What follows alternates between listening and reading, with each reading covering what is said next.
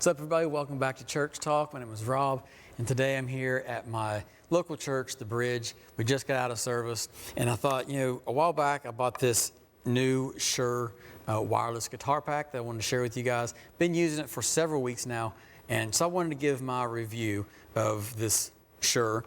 Now on the back of this one, it says it's a model BLX4R, but on the receiver, there's a different, I believe it says it's a BLX4R, I think. We'll check that out here in a moment.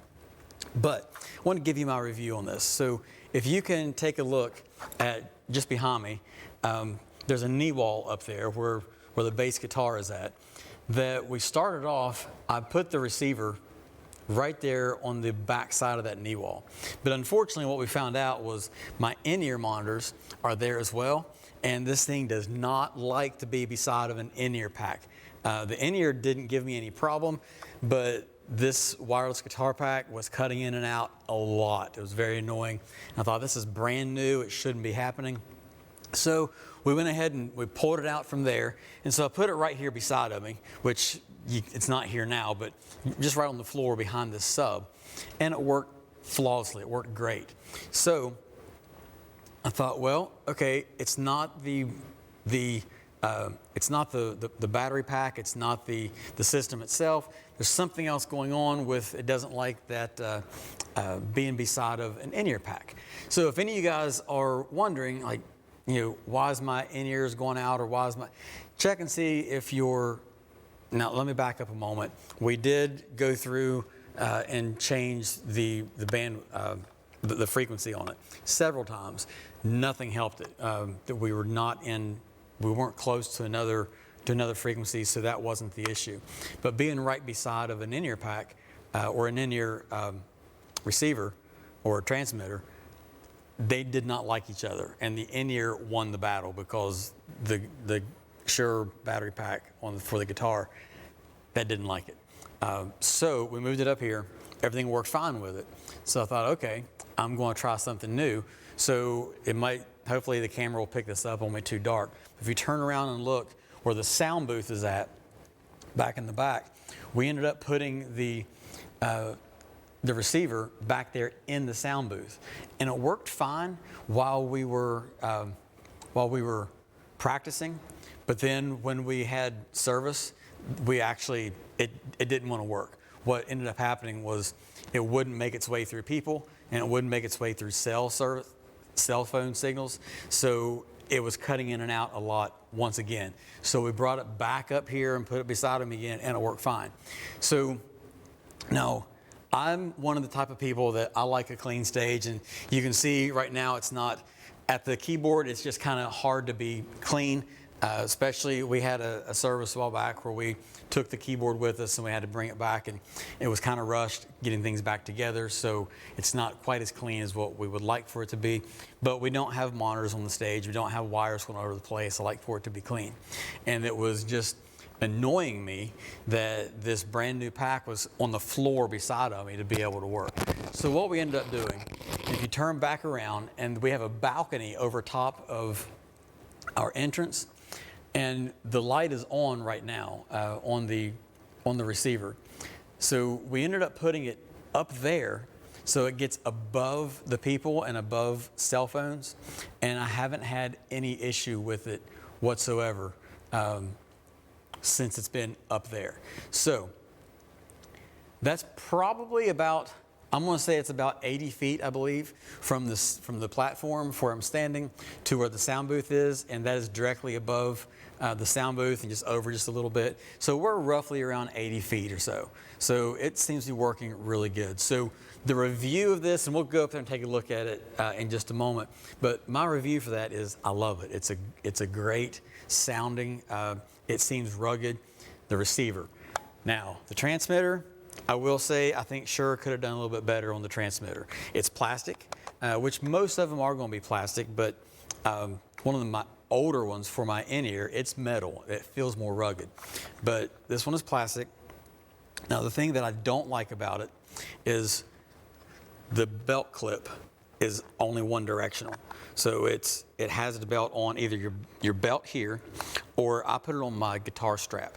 So as I'm playing, I take my guitar off, this comes off along with it. So it only goes on this direction. If I put it on upside down, it'll fall off because, you know, there's the only thing that's going to hold it in place is the friction. So put it on this direction, and now you can see what's happening here is there's pressure on this, and it's just not a real great design. I think it would be easier if it was upside down, or better on this cable if it was upside down, so that I could plug it into the end of the guitar, and it's just a loop. It's not coming up and back down. I have a feeling that this connection will probably give some issues in the future. Maybe not, hopefully not. And if it does, it's not the end of the world, because you can buy these. That's not a big deal. The other thing in the on-off is I do like the switch. On my other one, it was an actual button, which it was an Audio Technica. But this has a switch on it, so I can actually feel it if I turn it on and off. And it does have the light on it. But I think it would have been nicer if I could put this upside down to where this cable is just making a loop right into my guitar and not the way it is. But this does feel cheap the way it opens up. It doesn't feel as rugged, but it does sound really good. So the quality of sound is there. It just, this part of it, I think they cut some cost on the body pack on it. So let's head upstairs real quick. I'll show you what the actual transmitter is looking like, and then you can maybe see, well, we'll show you that transmitter. All right, so now we're upstairs on the balcony.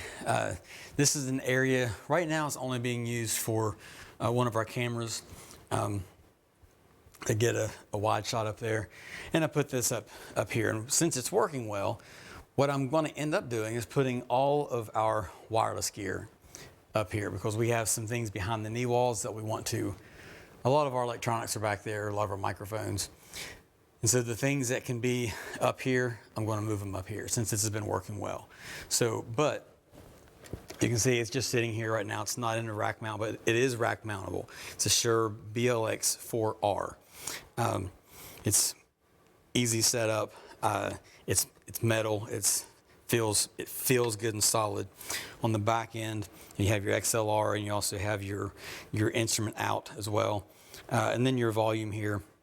So, and then these will come off as well. So if you take your antennas off, if it's going to be in a rack mount, they have the ears that come out. They also have the installation to where you can move these antennas out and put them on the front, so so that you can rack mount it. But that's basically it. It's very simple. There's not a whole lot of setup to it. You just match on the inside of your belt pack. You just match your group and your channel, and then in the belt pack you also have a plus and minus, which is, I believe this is your gain. It's either a gain or a volume. I've not had to mess with it, so I haven't even looked it up, because it was already there, and I just turned it on, set everything up as far as the channel, and started playing, and it sounded really good. And I thought, I'm not going to mess around with things and figure out what it is, since it sounded fine. So that I would, just look in your manual when you get it if you want to know all those ins and outs about it. But I'm just telling you how it works, or give you a review on it of what it sounds like. It sounds great. Of course, I'm playing a Taylor through it, so I'm partial to Taylors. I like how they sound, and it doesn't change the sound of the guitar. I know in some microphones, you put them up to your mouth, or some systems, they can change the tone a little bit, can change some of this doesn't seem to do that. It seems like it's really giving the true sound of the guitar. So, guys, that's it. This is very simple setup. It's worth the price. If I'm thinking right, this is not one of the cheaper units, but it's not one of the most expensive either. So I'll put a link in the description of how much it is. So I'm thinking right, we paid around $7 something for it, maybe. I don't remember, but it's worth the investment.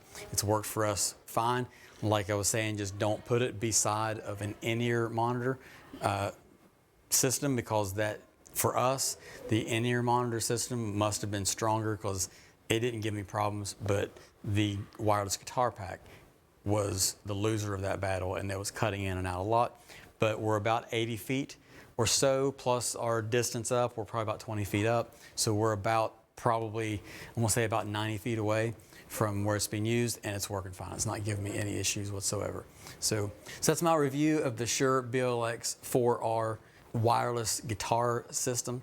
I would recommend it. The only thing I don't like about it is the belt pack, but I'm sure you can probably find different ones and mix and match them if you want to.